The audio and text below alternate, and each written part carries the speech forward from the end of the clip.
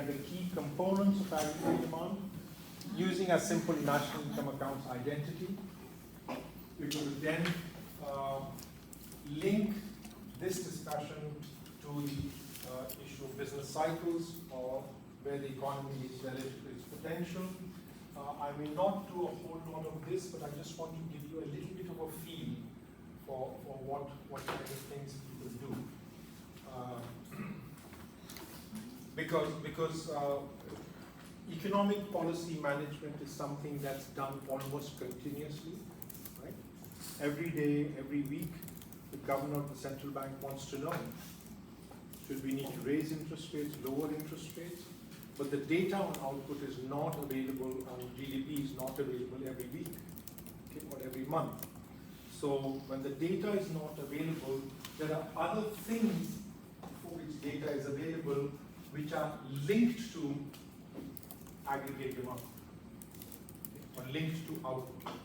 So those high frequency data are the indicators which tell us where output is or where it's likely to be.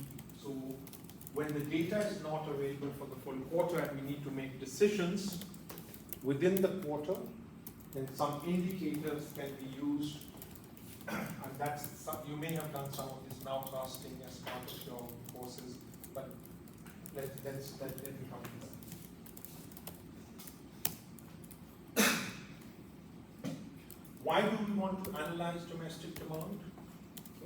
We've looked at it from the supply side, but really policy is trying to manage aggregate demand, right? Policy is basically trying to manage consumption, investment, and government spending. That's what it can't manage agricultural output, it can't manage manufacturing output, it can't manage services output. That's a long-term thing. But in the short term, the purpose of policy is to manage aggregate demand. And we've seen from our aggregate demand and aggregate supply curve that domestic demand impacts inflation, and it is related to fiscal policy and monetary policy, and it is affected by these factors as well. If inflation is very high, it has an impact on aggregate demand. Okay. If fiscal policy changes, there's an impact on aggregate demand. If monetary policy changes, it has an impact on aggregate demand. And if aggregate demand changes, becomes too large, then fiscal policy and monetary policy will be changed by the Ministry of Finance and the central bank. Okay? At the same time, we know from a national income identity that y is equal to c plus I plus x minus m, and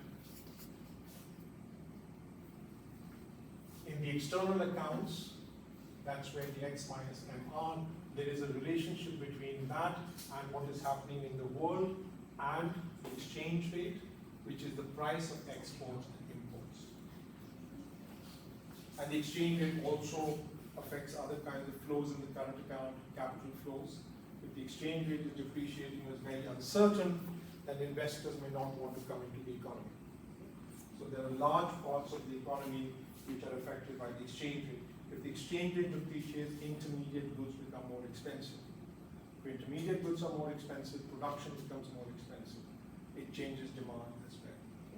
So there are many channels through which the exchange rate affects aggregate demand.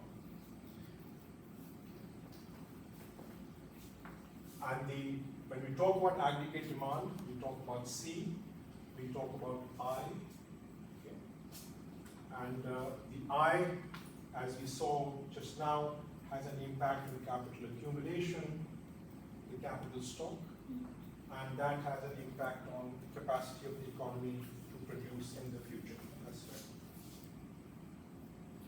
This is a simple aggregate demand, aggregate supply curve, where if the aggregate demand shifts out, either because C has increased for a given price level, or G has increased for a particular price level, given the supply curve, we would have inflationary pressures.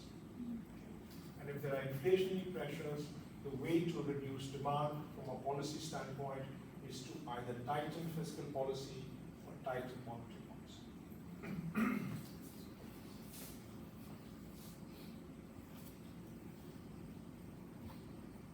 This is our simple national income accounts identity, where GDP is final consumption,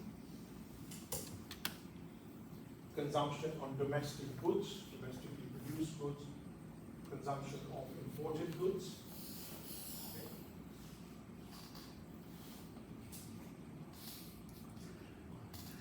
This is just a different way of writing the national income identity. Okay?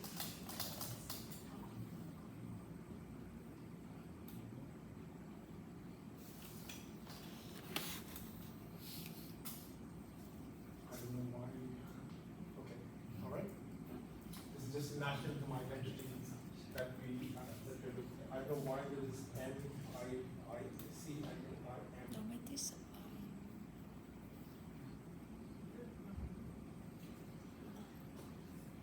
This is our simple national income identity that we already know. Okay. If there is a change in GDP, it must come because either consumption is changing, or investment is changing, or net exports are changing.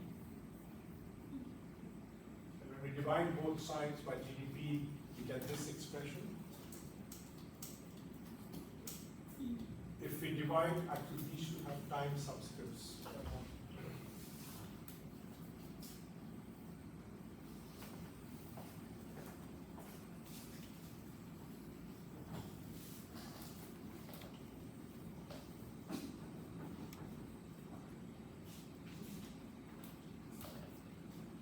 So GDP in time period T is equal to consumption in time period T plus investment in time period T plus net exports in time period T. The change, and this is, let's say all in real terms, is equal to change in CT plus change in IT plus change in NXT. If I divide both sides by YT minus 1,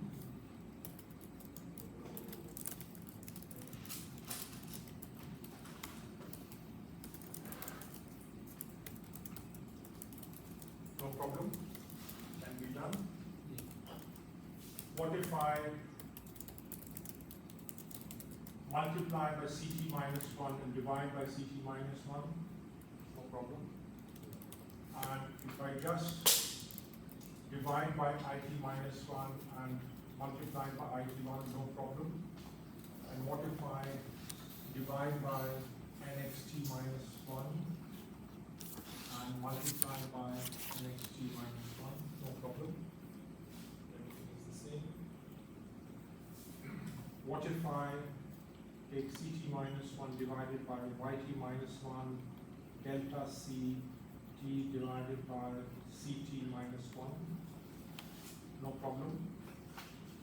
IT minus 1 divided by YT minus 1 delta IT divided by Y IT minus 1, no problem.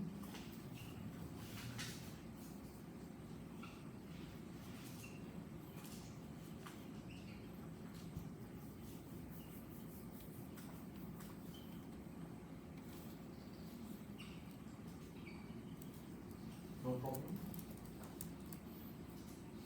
Just to readjust. What is this? This is the share of consumption in total demand in time period T minus 1 multiplied by the growth rate of consumption, or the percentage change in consumption,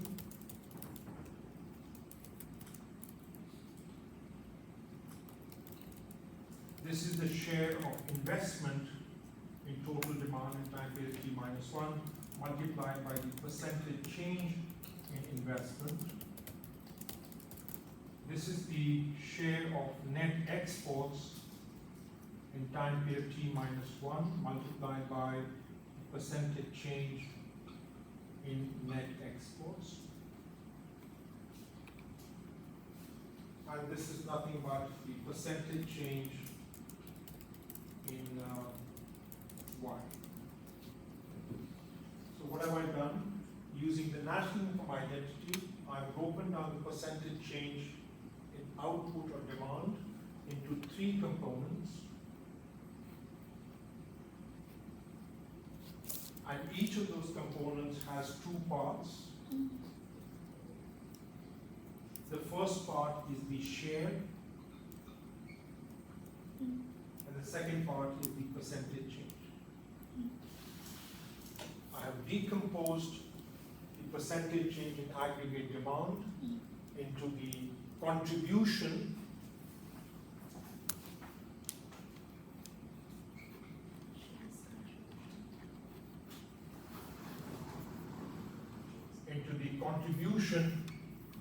of each component to aggregate demand. Right? Okay. Nothing major. This is just a simple numerical example.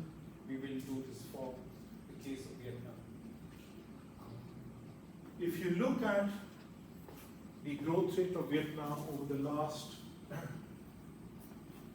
several years, and we can add data for 23 and 24 because we have it.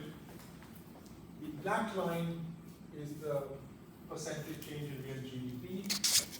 What is the largest component, or the largest contribution to GDP growth comes from? Private consumption. Private consumption.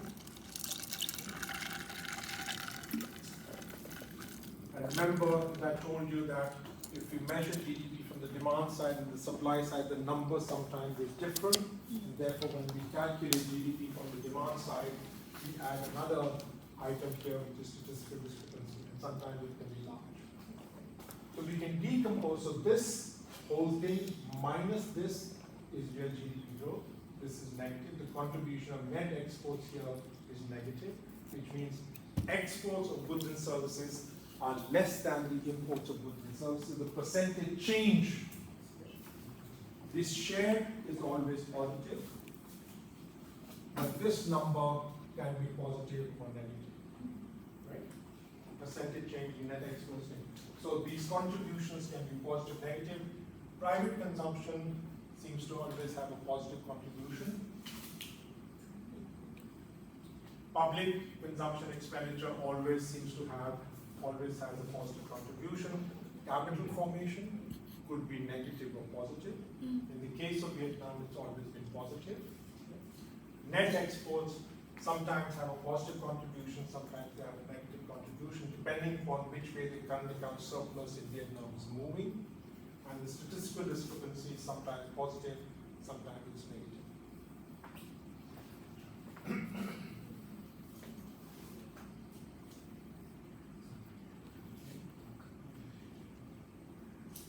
Maybe this is something that we've done, maybe I might have discussed this identity last week. If we take the national income account identity and define domestic absorption as the sum of public and private consumption, private and public investment, Domestic supply. right? And DS must be change in inventories. I don't know why this thing is there in the first place. Okay, DS probably is change in inventories or stocks or statistical discrepancy. I don't know. Anyway. Just drop DS from everywhere. I don't know why the thing. Anyway, so if we add to the gross to GDP the net transfers and net factor income from abroad, and that becomes gross national disposable income, where YF is the net factor incomes from abroad in the balance of payments. And these are the transfers. If you work in California and you send money to your parents, that is in the balance of payments, and that is available to your parents for spending. Okay. Gross national disposable income is incomes created within the country plus sources of income coming from outside the country. But GDP is nothing but CP, CG, IP, this plus DS plus X minus N, and all we've done is added these two items from the balance of payments. If we take out from disposable income all of these items on the left hand side, on the right hand side we have X minus N, exports of goods and non-factor services, imports of goods and non-factor services, factor incomes and transfers, but this is nothing but the current account balance. So we immediately have a relationship between disposable income, domestic absorption, and the external accounts, which is the current account balance.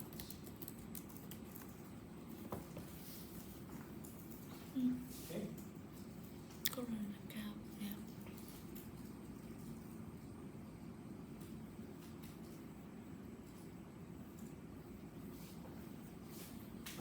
So the current account balance is basically the gap between gross national disposable income and domestic absorption. If absorption is greater than income, right,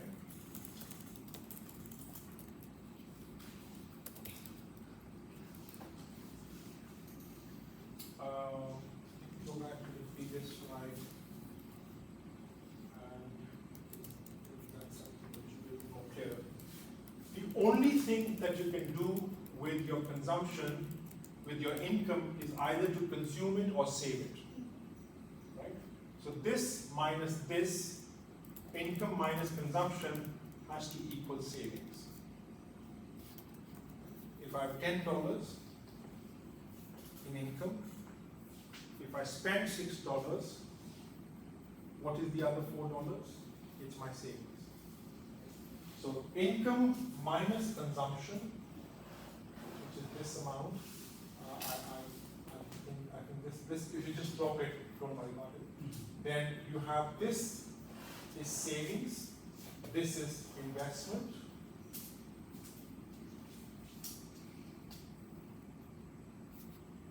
The signs are also wrong here. This should be minus, this should be minus, this should be minus, this should be minus, right? This is coming to the other side.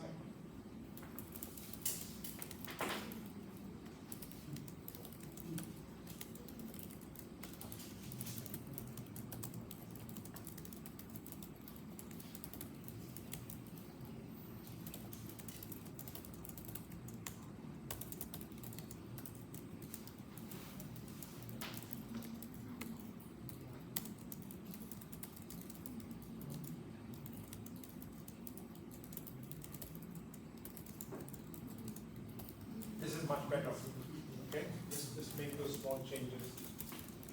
We don't need small items. I'll save the revised lecture. Okay? So this should be a minus because CP is coming to the other side with the minus sign. CG should come with a minus sign, and minus. Thank you. Now it's clear. I'll paste the revised lecture. But this thing here is income minus consumption, and that is equal to savings. So savings minus investment, and this is investment. Saving minus investment is equal to the current account balance.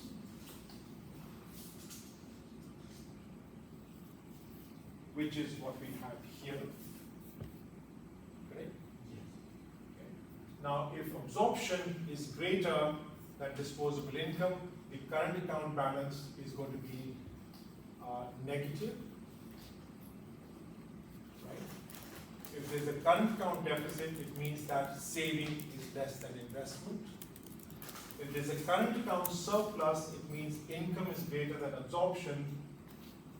income is greater than absorption. If it's a closed economy, so that there are no exports and imports, saving is equal to investment. But in an open economy, this relationship is giving us a very important reason for why there is a current account deficit or a surplus.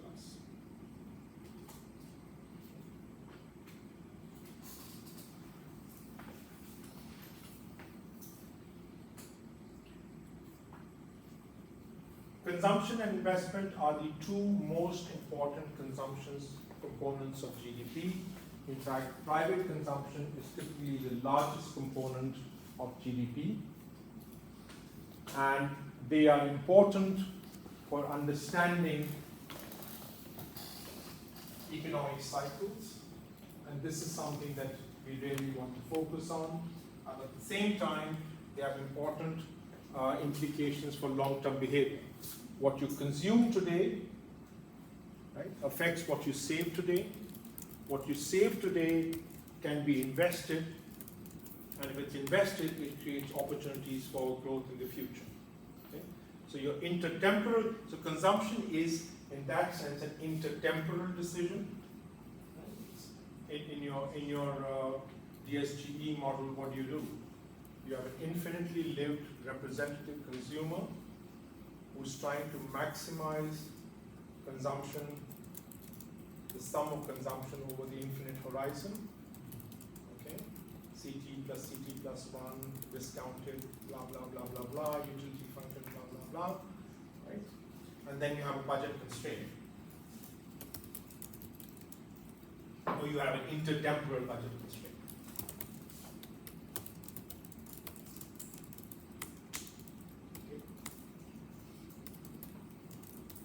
And the behavior of domestic demand relative to national income determines whether you have a current account deficit or a current account surplus.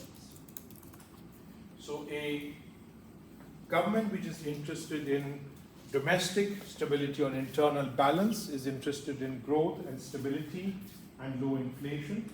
But at the same time, it's an open economy, and the government is interested in external stability as well, which means that the current account balance should be something that is sustainable over a period of time. It can be financed from abroad or from international reserves of the country. What are the different kinds of components of consumption? Well, there are durable consumption, things that last more than a year, long periods of time. Then non-durables, food you can eat once, clothes, short time period, utilization, and they're not very much affected by, for example, food you have to eat. Right? If you are in the up part of the business cycle, you will consume a little bit more, but not that much more. Whereas if the economy is doing extremely well, the incomes are rising, people would like to buy motorcycles and cars. Okay, you buy these durable goods at when your incomes are high, or in general, when the economy is doing quite well, it's in a boom phase, you would see a large demand for durables. And then finally, we have services, and analyzing these different components of consumption gives us a sense of where the economy is moving in terms of the business cycle.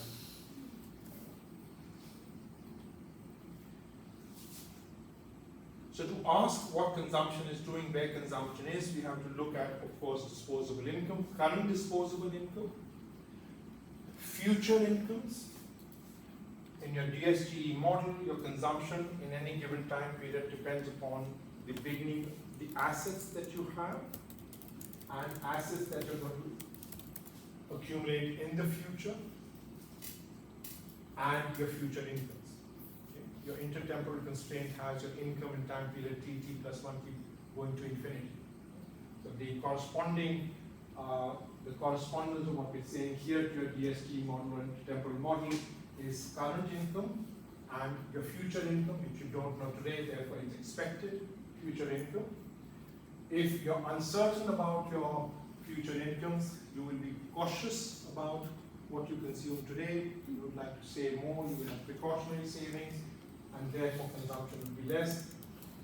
The higher your wealth, it's more likely that you have higher consumption, and of course, amongst other factors, the interest rate, current and future expected real interest rate. So these are the kinds of factors that affect consumption in an economy.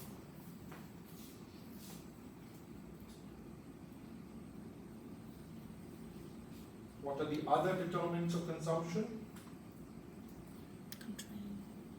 Have you heard about Ricardian equivalence Yes. in your Ricardian equivalence? Okay.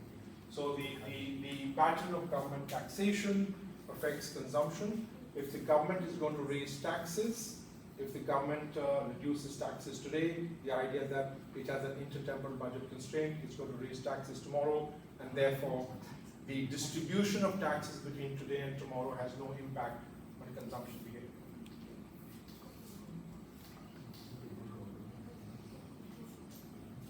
If the government has a large amount of debt, then consumers can expect to have an increase in taxes and therefore be more cautious about consumption today.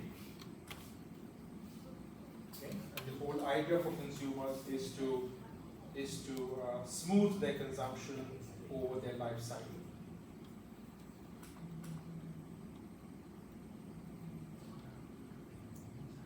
These are some of the issues in terms of the measurement of durable consumption, right? So if you spend something on a bicycle today or a motorcycle today, you're not going to consume it on today. You're consuming the services in some sense of the motorcycle or the depreciation of the motorcycle today. So there are some issues related to how we want to measure the consumption of durables. So part of the spending of consumer durables represents an investment by the household in future consumption. Your motorcycle will last you for more than 1 year. So some of it is consumed this year and some of it will be consumed in the future. Savings is the opposite of consumption. So what you're doing in terms of your consumption has to do, will have an impact on your, or there are two sides of the same coin. Why do people save? Right, partly because of the age, to finance future consumption, or to finance retirement when their income might not be as high. So this is the idea of the life cycle savings.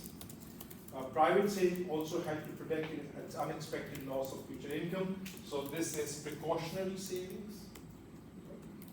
Household savings is important for the macroeconomic economy. Households purchase, invest in their savings. If they save, how can they save? You can either put your money into the bank or you can buy stock in the stock exchange, right? Equities, bonds, and depending upon how sophisticated the capital market is, you might have a variety of instruments, a larger or smaller variety of instruments through which you will conduct your savings. Savings can also be in terms of real estate. So there are many forms that savings take for households. This is once again the aggregate relationship that we saw before, but there is one little interesting thing here. So that's basically the gross national disposable income, and we're linking the gross national disposable income and consumption in the economy to the current account balance.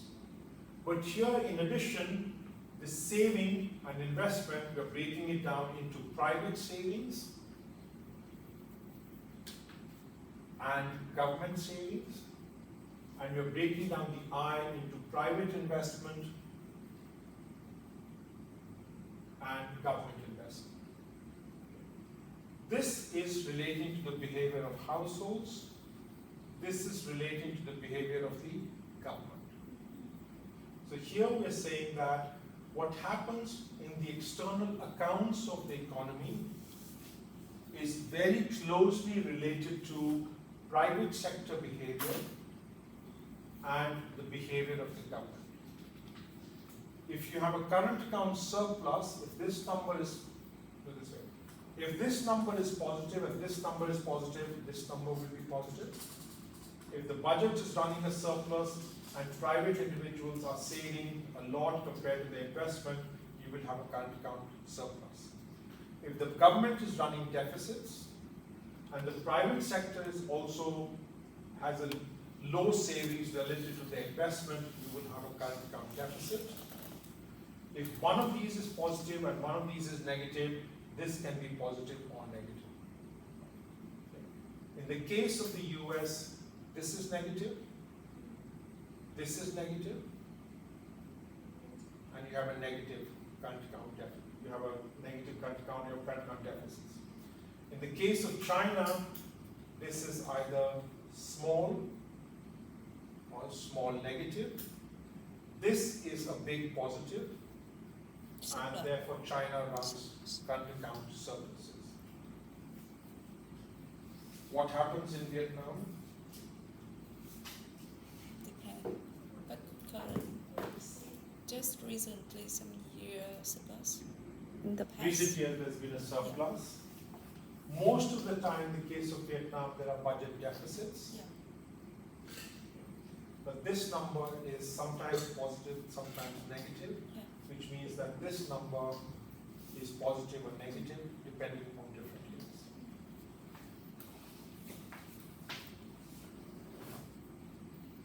What are the different components of investment? Well, first of all, there is investment in machinery, right? Plants, buildings, commercial buildings. Then there is equipment. We also count investment by households in their housing as part of private fixed investment. Whatever is produced this year but not sold this year, which was the question that was raised earlier, is the change in inventories. And that is a part of investment. It is not the stock of inventories, but it is the change in the stock of inventories that is included in private investment. And then there is, of course, government investment in roads, buildings, bridges, so on and so forth. So when we analyze private investment, what are the kinds of things that we are looking for? If you are investing, what would you be looking at? Well, how much am I going to get if I make this investment? What kind of income will I get in the future? How expensive is it to finance this investment today? And even if I'm willing to pay a high rate of interest, somebody may not lend to me. Do I have access to financing? And at what interest rate? And finally, the uncertainty. I invest today, but if the market is not very good tomorrow, then I have a problem. Or uncertainty about future outcomes.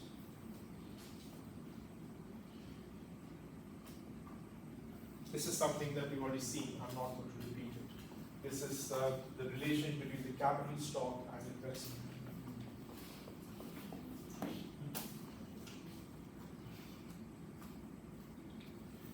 Let's come to this part later. Let's go to the Excel spreadsheet and do a few small exercises with aggregate demand. So from Moodle, if you can download the file which says aggregate demand analysis. And let's look at some of the data from Vietnam and see what we get.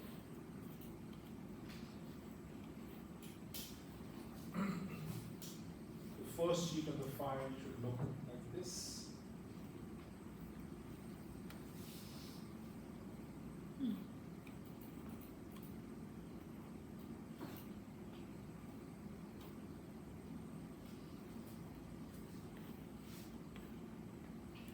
Where this is data from the GSO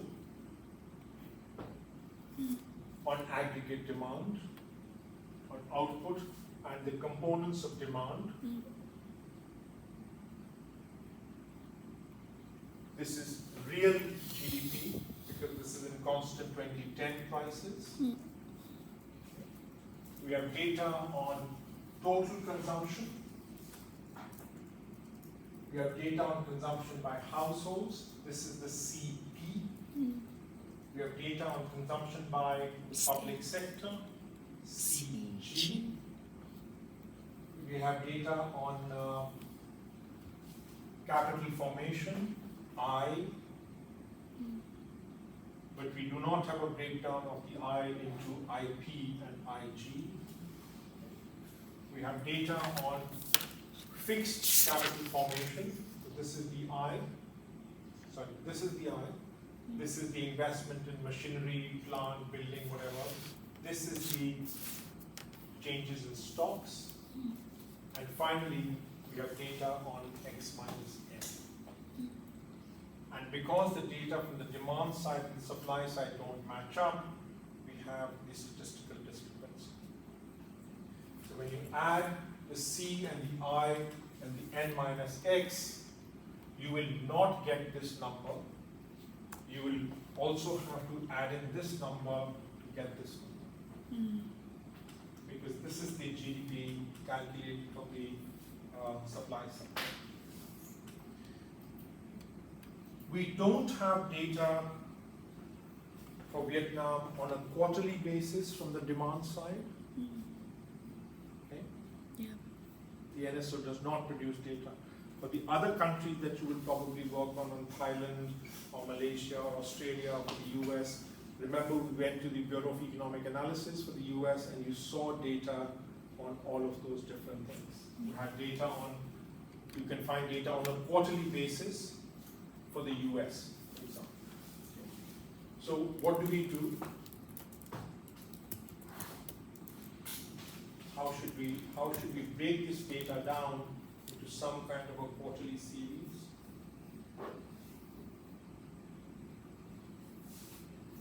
This is not a problem because we have supply side data on a quarterly basis from the previous slide. Right? We already did that. But we don't have all of this data on a quarterly basis.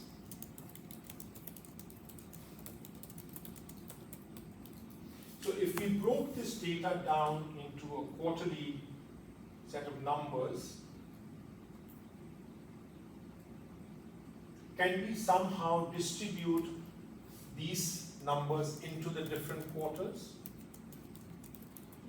Maybe we could, because we use the annual ratios and apply them quarter by quarter. It's not great, but let's say we do it. Okay. So we have the supply side data.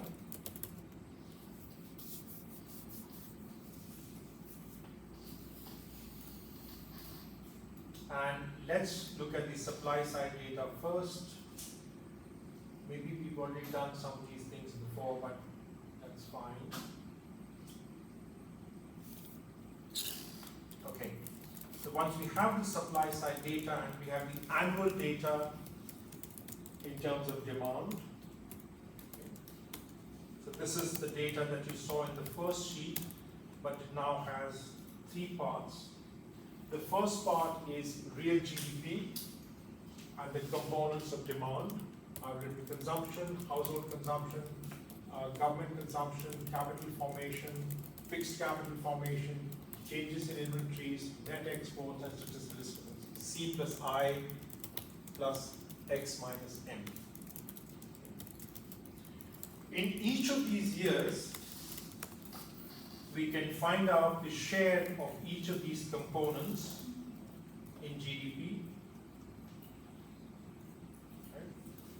I can just calculate how much total consumption was compared to GDP. GDP is 100% of itself. I can find out consumption divided by that number and I can get the series.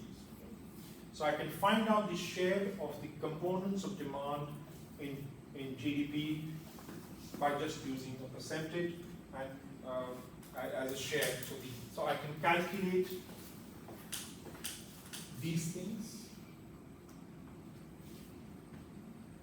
for each year. If I can calculate them for each year, I can apply this ratio to all the 4 quarters in 2010. I can apply this ratio to all the quarters in 2023 for consumption.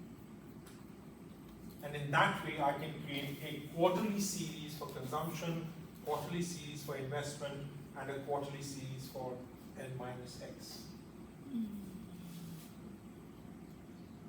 It's a rough approximation, but that is what is done. So if you go to the sheet which says real GDP, if you notice for 2010, the first 4 numbers for shares are exactly the same. 58.4 for private consumption. And where did that number come from? That number came from 58.4. So let's break down real GDP into its component parts using the annual ratios, and let's see what we can do. To get a series on private consumption expenditures, I take the total and multiply it by the share, and I get the private consumption in that particular quarter. So 58.4% of 675 is 394.701.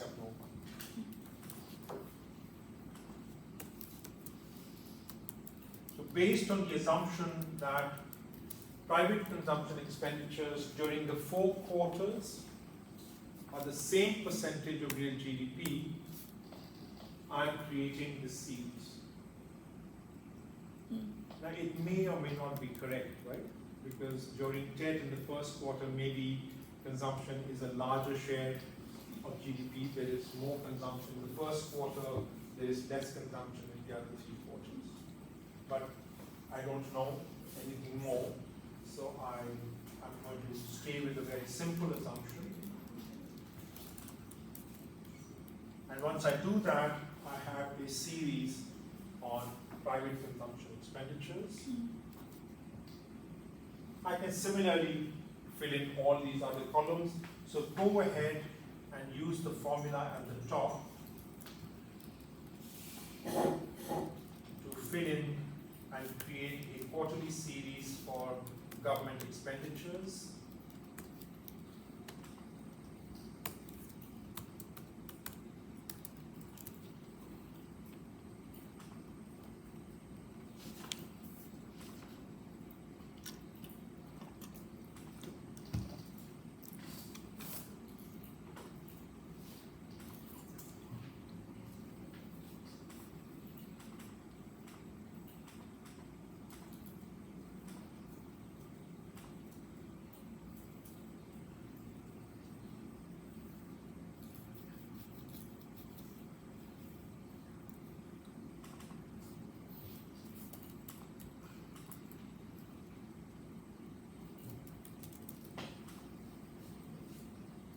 Remember, in the national income accounts, we cannot break down total investment into private investment and public investment. But if I have some information from the national income, from the fiscal sector, if I know what the percentage of public investment was as a percentage of GDP, right, I use that information to break down total investment into public investment and private investment. So I get my IP and my IG. It's a rough approximation. That's roughly what we're doing. And the changes in stocks, right, that's not too hard. Once again, we apply the annual ratio.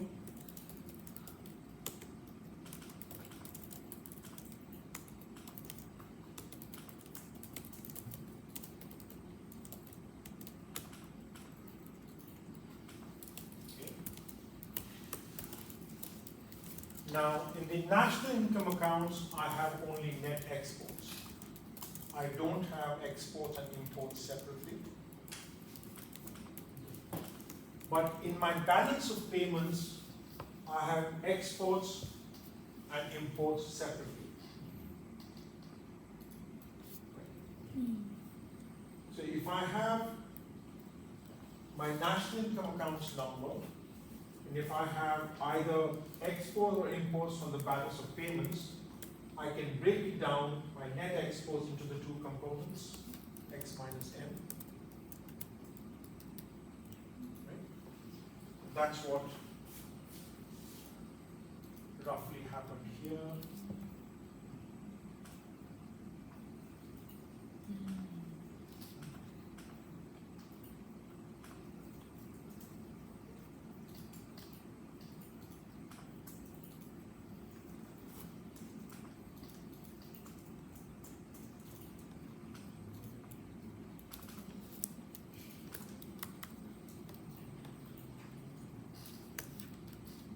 Actually, the exports and imports of goods and services are available from the State Bank of Vietnam on a quarterly basis.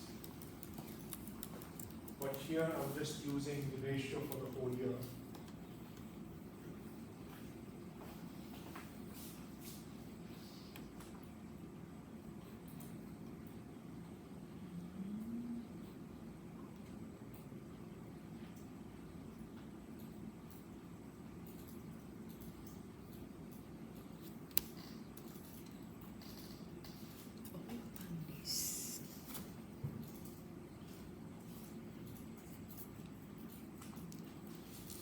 Okay, well, my sheet looks quite complete now.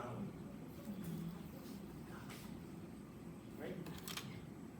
Started with very little, but I seem to created a lot of numbers from very little. Okay.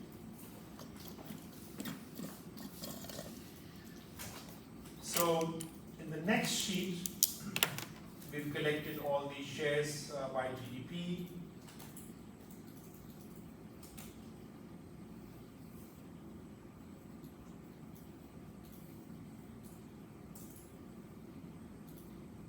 And we can represent all of these things in terms of various charts, which are based on these numbers. We have the different components of demand and the contributions of the different components of demand to GDP, percentage shares. They should add up to 100. But some of these negative numbers might be creating a problem.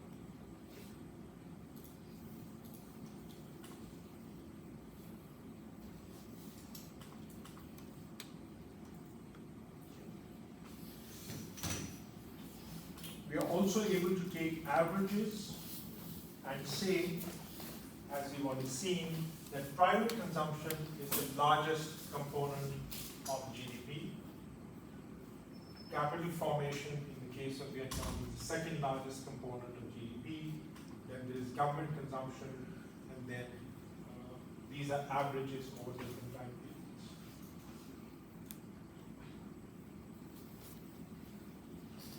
We can also calculate one of the measures of economic openness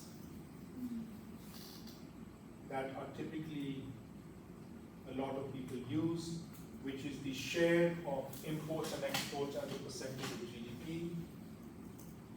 And based on that, what it's saying is that Vietnam has become a more open economy in the later time period compared to an earlier time period.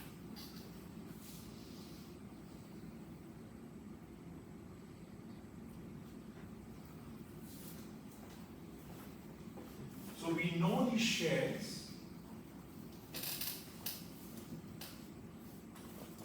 We know consumption, therefore we know the growth of consumption. If we know both of these components, then we should be able to find out the contribution of the individual components to growth. It's just the share multiplied by the percentage change. By the percentage change. And here it looks like everything is already filled in. and we can get a chart which breaks down real GDP growth, first of all, into the contribution of domestic demand and foreign demand.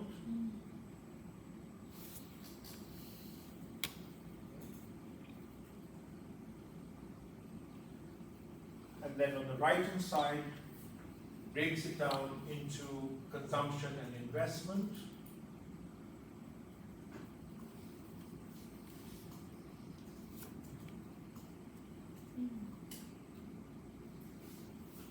And the remaining part, of course, is net exports and all these other things that we talked about.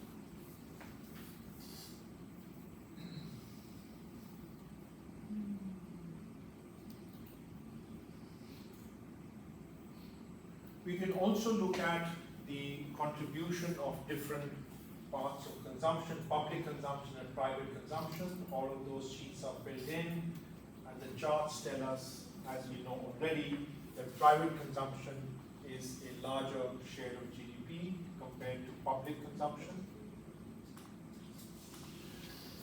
And we can also look at the growth rate of the various items.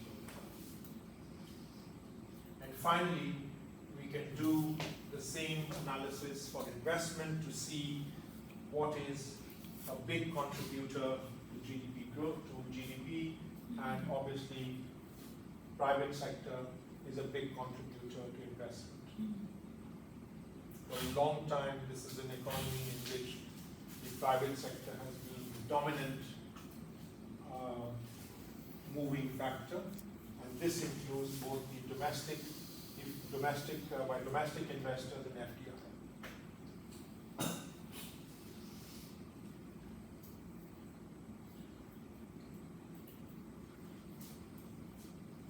Done. I've taken demand, I've broken it down into various components.